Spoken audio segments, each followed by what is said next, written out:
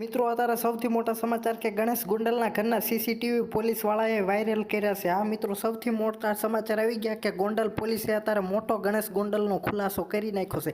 તમને ખબર જ છે મિત્રો, અત્યારે એક યુવકની લાશ મળી આવી છે ને તેને આગલા દિવસે એ યુવકના ગણેશ ગોંડલના માણસોએ માર્યો હતો તેમ તેના જે યુવક છે તેના પિતાજી અત્યારે કહી રહ્યા છે મીડિયામાં કે મારા છોકરાને ગણેશ ગોંડલના માણસોએ માર્યો હતો અને પછી તે યુવકની લાશ મળી આવી। એમાં અત્યારે ગોંડલ પોલીસે સીસીટીવી ગણેશ ગોંડલના વાયરલ કર્યા છે। તેમાં ગણેશ ગોંડલ પણ જોવા મળી રહ્યો છે સીસીટીવીમાં, યુવકના પિતા પણ જોવા મળી રહ્યા છે ને યુવક પણ બેઠો છે ખુરજીમાં, તે પણ સીસીટીવીમાં જોવા મળી રહ્યું છે। અને હું તમને પૂરેપૂરા સીસીટીવી બતાવું, પણ વિડીયો બતાવું તે પહેલાં ખાસ જણાવવાનું કે મિત્રો આપણી ચેનલને સબસ્ક્રાઇબ કરવાનું ના ભૂલતા મારા વાલા ભાઈઓ। પોલીસે જયરાસિંહ જાડેજાના ઘરના સીસીટીવી જાહેર કર્યા છે, જેમાં યુવક જયરાસિંહના ઘરમાં જોવા મળ્યો, જ્યાં જયરાસિંહ જાડેજાના પુત્ર ગણેશ ગોંડલ પણ જોવા મળી રહ્યા છે।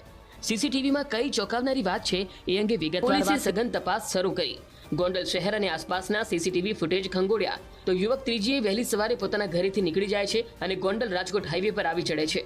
સીસીટીવીમાં યુવક રાતે ગોંડલ બસ સ્ટેન્ડ પર જોવા મળે છે। સવારે 5:13 તે ભરૂડી ટોલનાકા પરથી પસાર થતો જોવા મળે છે। આ દરમિયાન તે પગપાળા એકલો જ જતો જોવા મળી રહ્યો છે। છેલ્લે યુવક અકસ્માત થયો એ જ રાત્રે તરઘડિયા બ્રિજ નજીકના આશ્રમમાં 3 માર્ચની સાંજે 6 વાગે આવ્યો હતો। રાત્રે 2 વાગે આશ્રમમાંથી બહાર નીકળ્યો, બાદમાં તેનો અકસ્માત થયો અને મોત થયું। પોલીસે દૂધનું દૂધ અને પાણીનું પાણી થાય એ માટે જયરાસિંહ જાડેજાના ઘરના સીસીટીવી પણ જાહેર કર્યા। જો કે એ પહેલાના એક સીસીટીવી પણ મહત્વના છે, જેમાં મૃતક રાજકુમાર બાઇક ચલાવી રહ્યો છે અને તેના પિતા પાછળ બેઠેલા છે। પોલીસના જણાવ્યા પ્રમાણે 2 માર્ચે રાત્રે યુવક ઘરે માથાકૂટ કરીને ભાગ્યો હતો, આથી પિતા તેને લેવા માટે ગયા હતા।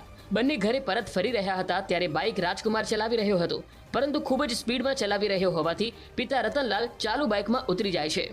આથી રાજકુમાર બાઇક વાળીને પૂર્વ ધારાસભ્ય જયરાજસિંહના ઘરની બિલકુલ સામે ઊભું રાખે છે અને જયરાજસિંહના ઘરમાં પહોંચી જાય છે। આ દરમિયાન તેના પિતા રતનલાલ પણ ત્યાં જોવા મળે છે। દ્રશ્યમાં ગણેશ ગોંડલ અને તેમના અન્ય કેટલાક મિત્રો પણ જોવા મળી રહ્યા છે। જો કે અહીં સામાન્ય વાતચીત બાદ પિતા પુત્ર જતા રહે છે।